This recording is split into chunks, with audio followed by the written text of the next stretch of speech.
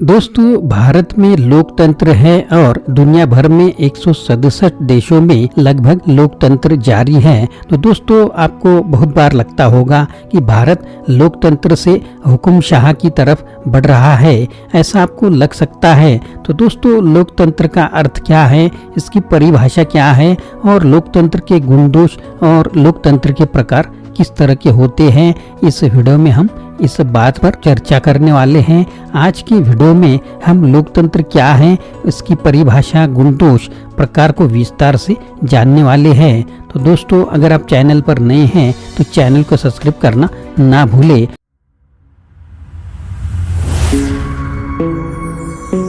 Hello दोस्तों, मेरा नाम आनंद है और बिजनेस आनंद इस चैनल में आप सभी का स्वागत है। लोकतंत्र उस सरकार को कहते हैं जिससे प्रत्येक व्यक्ति भाग लेता है। उसमें जनता प्रत्यक्ष रूप से अपने निर्वाचित प्रतिनिधियों के द्वारा अप्रत्यक्ष रूप से शासन करती है।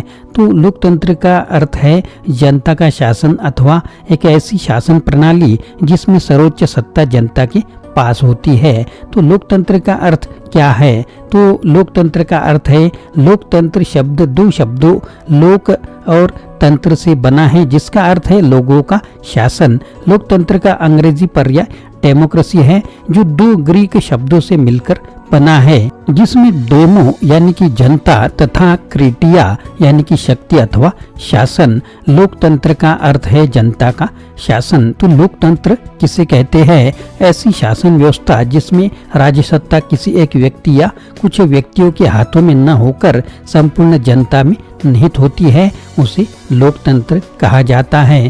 तो लोकतंत्र एक ऐसी शासन प्रणाली है जिसमें अंतर्गत जनता अपनी स्वेच्छा से निर्वाचन में आए हुए किसी भी दल को मत देकर अपना प्रतिनिधि चुन सकती है तथा उसकी सत्ता बन सकती है। यहाँ लोगों की सरकार से अभिप्राय प्रत्यक्ष प्रजातंत्र है। सरकार लोगों पर शासन करती है, सरकार लोगों की है, सरकार लोगों द्वारा निर्वाचित और निर्देशित होती है। सरकार आम जनता में से बनती है तथा सरकार लोगों के प्रति जिम्मेदार है और लोगों के हितों की रक्षा के लिए हमेशा तैयार रहती है। लोकतंत्र उस सरकार को कहते हैं जिसमें प्रत्येक व्यक्ति भाग लेता है।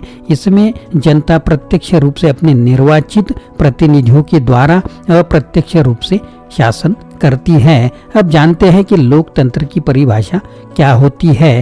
तो विभिन्न विद्वानों ने लोकतंत्र की परिभाषाएं भिन्न भिन्न प्रकार की है। तो सीले के अनुसार लोकतंत्र उस सरकार को कहते हैं जिसमें हर व्यक्ति भागीदार होता है। डायसी के अनुसार शासन का वह रूप जिसमें शासन वर्ग संपूर्ण राष्ट्र के अपेक्षाकृत अधिकांश लोग होते हैं। ब्राइस के अनुसार हेरोडोट्स के समय से ही लोकतंत्र शब्द का प्रयोग ऐसी सरकार के लिए किया जा रहा है जिसमें राज्य की शासन शक्ति किसी वर्ग के हाथों में न होकर समाज के सभी सदस्यों के हाथ में निहित होती है। अब्राहम लिंकन के अनुसार लोकतंत्र जनता की जनता के लिए जनता द्वारा शासन है। हॉल के अनुसार प्रजातंत्र से अभिप्राय ऐसी सरकार से है जिसमें जनमत का नियंत्रण हो। प्रजातंत्र के प्राचीन अर्थ में अरस्तु ने इसके 3 तत्व माने हैं। पहला, बौद्धिक दृष्टि से प्रजातंत्र का अर्थ है समानता। दूसरा, असंवैधानिक दृष्टि से प्रजातंत्र का अर्थ है बहुमत का शासन। और तीसरा, सामाजिक दृष्टि से प्रजातंत्र का अर्थ है आम जनता का शासन। अब जानते हैं कि लोकतंत्र के प्रकार किस प्रकार के हो सकते हैं।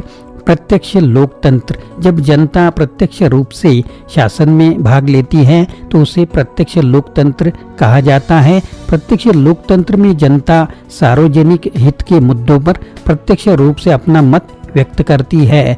दूसरा, अप्रत्यक्ष लोकतंत्र, जब जनता अपने प्रतिनिधियों के माध्यम से शासन करती है तो उसे अप्रत्यक्ष लोकतंत्र कहा जाता है। अप्रत्यक्ष लोकतंत्र में राज्य की इच्छा जनता द्वारा प्रत्यक्ष रूप से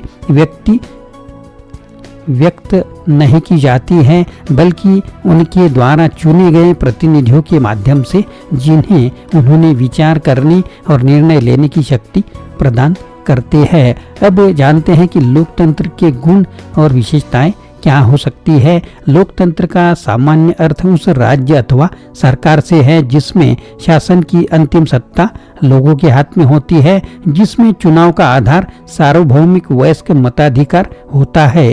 लोकतंत्र में निश्चित समय पर नियमित रूप से चुनाव होते हैं और जनता अपने प्रतिनिधियों को दोबारा चुनती है। यदि जनता पुराने प्रतिनिधियों के कार्यों से असंतुष्ट है तो उनके स्थान पर नए प्रतिनिधि चुन सकती है।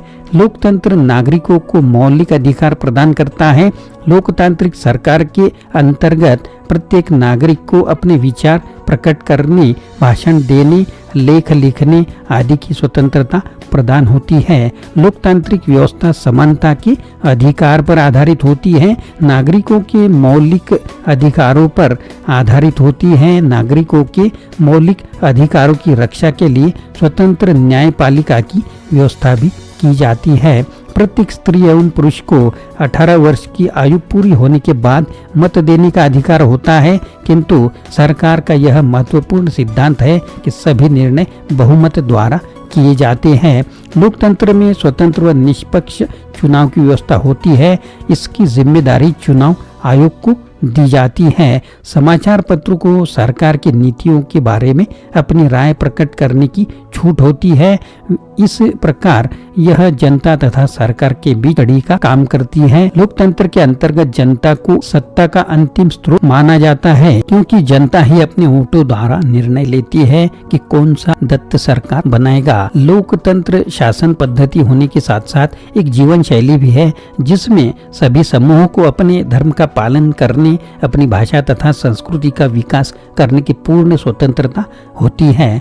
दोस्तों, आज की कंडीशन अगर हम भारत में देखें तो ईवीएम की जो है प्रॉब्लम हो रही है। बहुत से दलों का, बहुत से लोगों का ईवीएम पर से विश्वास उठ गया है, तो बैलेट पेपर की मांग की जा रही है। तो इसलिए लोकतंत्र में कुछ दोष भी हो सकते हैं। अब कौन से दोष हो सकते हैं यह भी जानते हैं। लोकतंत्र में शासन व्यवस्था में अनावश्यक व्यय होता है। राजनीति को कमाई का पेशा बनाने की ओर झुकाव होता है, यह भी आपको नजर आता होगा। विधानसभाओं के सदस्यों तथा राजनीतिक अधिकारियों द्वारा कानून पास कराते समय वोटों की दृष्टि में रखना और समुचित व्यवस्था के भंग को सहन करना। लोकतंत्र समानता व स्वतंत्रता की सिद्धांतों पर आधारित है। भारत में धर्म, भाषा और जाति में राजनीति में प्रवेश पा लिया है और इसे दूषित भी कर रही है। आपको हिंदू मुस्लिम के झगड़े, वही डिबेट आपको टीवी पर भी दिखती होगी, तो ऐसा भी हो सकता है। भारत के संविधान के अनुसार यहाँ चुनाव की देखरेख, निर्देशन तथा नियंत्रण करने का उत्तरदायित्व एक स्वाधीन व निष्पक्ष चुनाव आयोग पर है। समानता के सिद्धांत का अपव्यय और प्रशासकीय पटुता या योग्यता के उचित मूल्य का न आका जाना। भारत में शिक्षा का अभाव लोकतंत्र का प्रमुख बाधक कारक है। अशिक्षित जनता अपने मत की उचित कीमत नहीं समझती। वे जाति या धर्म के आधार पर अपना वोट देते हैं। लोकतंत्र की सफलता इस बात पर निर्भर होती है कि जनता द्वारा चुने गए प्रतिनिधि योग्य और कुशल हो, परंतु जब अयोग्य व्यक्ति केवल धन के बल पर चुनाव लड़ते हैं और जीतते हैं तो देश में लोकतंत्र की प्रक्रिया रुक जाती है। तो दोस्तों, आप देख रहे होंगे कि जो मीडिया है, जिसे हम लोकतंत्र के 4 स्तंभ कहते हैं, वह किन के हाथ में है और किन का उन पर राज्य चल रहा है, आप देख सकते हैं। तो दोस्तों, विभिन्न विद्वानों का कहना है कि लोकतंत्र में किस प्रकार के दोष है। तो टेलरेंट के अनुसार लोकतंत्र दुष्टों का कुलीन तंत्र है। ब्राइस के अनुसार लोकतंत्र घूसखोरी, भ्रष्टाचार का पर्याय है। फ्रेजेंट के अनुसार लोकतंत्र में अयोग्य लोगों का महिमा मंडन होता है। अरस्तु के अनुसार लोकतंत्र मूर्खों का भीड़ तंत्र है। कार्लाइल के अनुसार लोकतंत्र में मूर्ख और योग्य व्यक्ति होता है, अर्थात मूर्खों की भरमार होती है। लुडोविसी के अनुसार लोकतंत्र मृत्यु की ओर ले जाने वाला शासक है। लेकी के अनुसार अयोग्यतम का शासन व स्वतंत्रता का विरोधी है। यह स्वतंत्र वातावरण है। तो दोस्तों, लोकतंत्र के सिद्धांत क्या है? तो स्वतंत्रता, समानता, न्याय और भ्रातृत्व। स्वतंत्रता का आशय है कि विचार, क्रिया, अभिव्यक्ति और गतिविधि की स्वतंत्रता से है। यह स्वतंत्र वातावरण है जिसमें व्यक्ति अपनी अंतर्निहित शक्तियों को पहचानने और स्वयं को अभिव्यक्त करने के लिए प्रोत्साहित होता है। समानता प्रत्येक व्यक्ति को जीवन जीने, सीखने और अपने उद्देश्य प्राप्ति के लिए प्रयास करने के लिए समान अवसर प्राप्त करने का अधिकार है। समानता एक नैतिक आदेश है जिसमें प्रत्येक व्यक्ति को अपनी समग्र के अधिकतम विकास और सुधार के लिए समान अवसर प्राप्त करने का अधिकार है। भ्रातृत्व का आस्था और जीवन शैली का भिन्नता होते हुए भी राष्ट्र में एक दूसरे का सम्मान और सहयोग करते हुए साथ साथ रहने की व्यापक विचारधारा ही भ्रातृत्व है और यही भ्रातृत्व की भावना लोकतंत्र का मुख्य आधार भी होता है। न्याय व्यक्ति को न्याय का अधिकार है। किसी भी व्यक्ति को किसी अवसर से वंचित नहीं रखा जा सकता और न ही उन्हें जीवन के प्रत्येक क्षेत्र में लाभ प्राप्त करने हेतु प्रयास करने से रोका जा सकता है। तो दोस्तों, लोकतांत्रिक व्यवस्था अत्यंत उपयोगी तथा समय के अनुसार है। इसके अंतर्गत व्यक्ति के अधिकारों की रक्षा होती है तथा राज्य की निरंकुशता को रोकने के लिए स्वतंत्र एवं निष्पक्ष न्यायपालिका की व्यवस्था होती है।